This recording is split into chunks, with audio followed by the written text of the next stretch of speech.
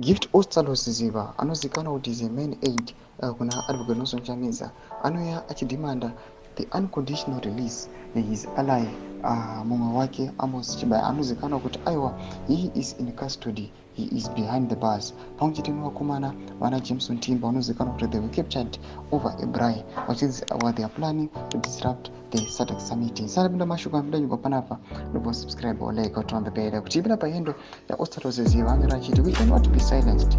We have to demand justice and freedom for Honorable Chibaya and Jameson Timber and the Apollo 48. We have been subjected to inhuman treatment for crimes they did not commit. Their imprisonment is a stark reminder of our nation's shameful disregard for human rights. #free Chibaya, #free Timber.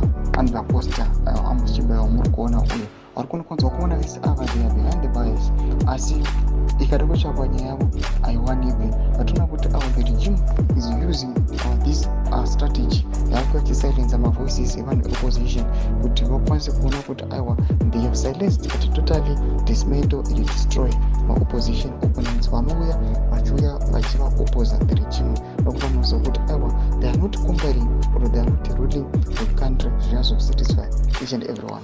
Tudze mafunguro enyu matumbe pamusoro pechitiko ichi ndakume section medu ndidze mafunguro enyu, subscribe or like, turn on the bell icon.